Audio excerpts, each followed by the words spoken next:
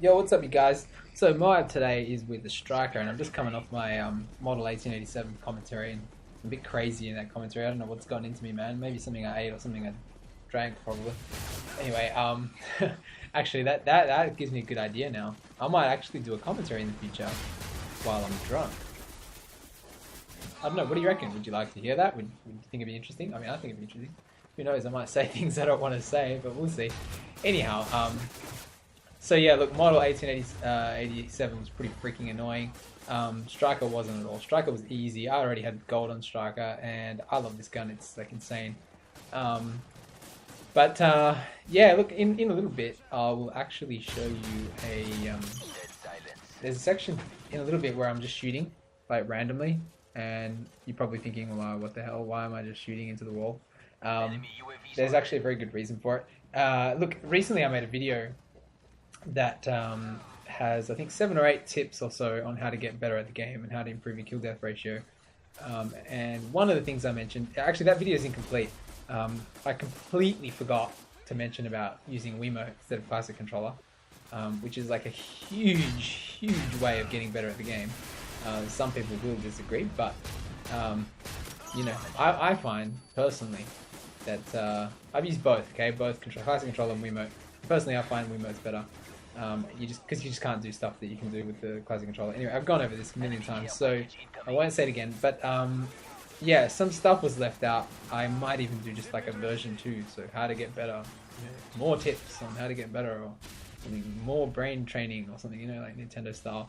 But anyway, so look, yeah, basically. But one thing I definitely want to say is, in that video, I did talk about playing smart. I said play smart, and I didn't really go into it too much.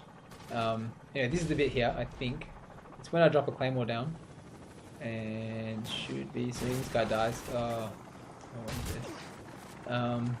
Yeah. So I've dropped the claymore. Okay, I know there's an enemy outside, right? And I know my friend just died. So now what I'm doing is I'm shooting, and I'm shooting, and I'm shooting into the walls. And the reason I'm doing that is because I'm baiting my opponent. What I'm doing is I'm saying, oh, look, it worked. See, he ran into my claymore. Yeah, so what I was doing is I was shooting, and he saw me on the map. And he was thinking, oh yeah, I'll go chase down that guy and kill him. But my claymore was there, so I killed him. So it was baiting him. And that's what I'm talking about when I say play smart. That's just one small little example. There's heaps of things, like subtle things that I do when I'm playing. There's also a lot of dumbass stuff that I do, but there's some smart stuff that I do, and that's what I'm talking about. Like, play smart, because that's your best weapon. Like, that's your biggest advantage. Man, I got so many things like coming into my head now, like stuff that I want to talk about. Like when I started this commentary, I literally started this commentary with like no idea what I was going to say, none. And just by like saying things, I have got lots and lots of ideas. Anyway, so that's what I mean by playing smart. Now, one of these ideas that just like rushed into my head, I'm just going to touch upon it quickly, is somebody asked me not too long ago, what's like the best counter for FMG9s, and shotguns. Shotguns are actually really good counters for FMG9s, except other than FMG9s or Akimbo MP9s or something like that. Yeah, shotguns are really good because like you kill things, especially the AA-12. Like, if you're smart and you stick to like close quarters, people with FMG9s have no chance against AA-12, none. It's a really good counter, and this gun too, really good counter to FMG9s. It's got a bit more range as well. But obviously, if you're going for m.o.a.b and stuff, you definitely need to use damage, because then obviously when you get specialist, and you would obviously go with specialist as well. Well, not necessarily obviously, but you would, because then you can get damage and range and all that stuff as well. What was I talking about? I can't remember. This does not bode well for my upcoming live commentary, which I plan on doing. It's just been so hectic. I've been so crazily busy lately. I haven't been able to like play very much. Not any as much as I wanted to anyway. But last night, so yesterday I was doing like an assignment basically all day long, and like that's really annoying and boring. But has to be done, so I did it. Well, I haven't finished it, but I played basically all day, and I was so freaking tired. I've been so tired lately. So what I've been doing is I've been having like naps and stuff in the afternoon, and then obviously nighttime comes along, and you know I'm not tired because I've slept during the day. So last night I yeah, this is what I wanted to talk about. This is one thing I wanted to say actually. Someone said in one of my videos just recently, they said something like, you know, oh yeah, there's no reason, you can never justify using akimbo FMG9s. And I've talked about this before. I know. I keep talking on about it, but I just want to say something funny. Yeah, some guy said, I can't remember what it was. He said, I think it was King Hunter for Wii, and he says, you know, oh, you can't justify using FMG9s even in 1-bar matches, blah blah blah. So I've done a video on this about exactly why you can justify using akimbo FMG9s, because you are at such a huge disadvantage. But anyway, I digress. So he said that, and last night I was playing online, like really late. I was up to like 5 in the morning playing this game, just for fun, and I was just trying to sort of get some attachments and get my LMGs leveled up so that I'm ready to play those as soon as, like, when I get up to them with my m.o.a.b series. They've got, like, you know, all their attachments and stuff, or all the important attachments anyway. So yeah, I was playing last night, and I found the worst people to join, the worst connection to join. Like, it was so bad. I was grouped up with, I thought American matches were bad, okay? I've talked about it at length in the past in other videos about how bad 1-bar American matches are. Well, 1-bar American matches are not as bad as 1-bar Chilean matches.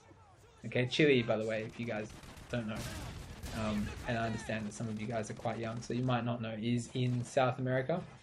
And man, the connection's bad. Like, whoa, the connection's bad. Like, really bad. Like, I can't even win with FMG9. That's how bad. So what I did is, I was thinking to myself, you know, oh, wouldn't it just be so funny if King Hunter for Wii could see this, you know? Because, like, it's just so bad. Like akimbo FMG9s aren't good enough bad. That's how bad. So I'm thinking, you know, like, maybe what I'll do, it's all recorded. All those matches are recorded. I don't know why. I just had them recording, just in case I got m.o.a.b, I guess. But that was a bit of a fantasy dream. Never gonna happen. So yeah, they're all recorded. So I'm wondering, like, should I put them up? You guys want to see just how bad the connection is? I mean, I'm sure you guys have had bad matches, but, like, really bad. Like, this match was like not just one match, so it was like probably 10, maybe 15 matches that were all really bad. It was like annoying because I was the only Australian guy there, and everyone else was like Chilean. So what was happening was, when one guy would leave, the host would change, and I'm like praying that the host changes to me, because then they all have really bad connections. But of course, it never changes to me. It only changes to me when I'm in Australian matches for some stupid reason. But anyway, so every time the host would leave, it would switch to like another Chilean host. So I just couldn't get away from it. And I didn't want to leave the match, because then you know how it takes like forever to find another match when there's like no Australians on. It has to go to like, you know, 100 milliseconds, 110 milliseconds, 120, and so on and so forth. And then it goes to like where there's just not even any time anymore. It just says finding matches after 150 or something. Yeah, I didn't want to sit there for like, you know, half an hour just finding another match. So I was just hoping that like eventually, you know, the host would change to me. But it never did, eh? Never. So annoying. Anyway, so yeah, should I do that anyway? So how long have we got? Oh, another minute or so. So look, I've recently been saying that just in my model video, I mentioned the importance of liking videos, subscribing videos, and commenting. I don't care about monetization. I don't care about making money from my stuff.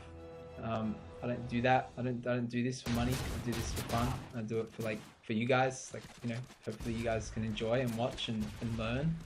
I have a genuine interest in actually helping people get better at this game. So that's not the reason why I ask you guys to like subscribe. Is not to make money and stuff, partnerships, whatever. It's just for incentive. Like, hit that like button, make a comment. I'm like sitting here monitoring my emails and stuff. When you guys comment, I read them. I read every single comment. Like, every single comment that someone writes, I read it, all of them. on every single video, not just the recent videos as well. I read all the comments and private messages. But yeah, look guys, comment, you know, rate, subscribe, and all that stuff, because it gives me motivation to do more of this stuff, you know. Anyway guys, thanks for watching. I hope you guys have a good day, and peace out.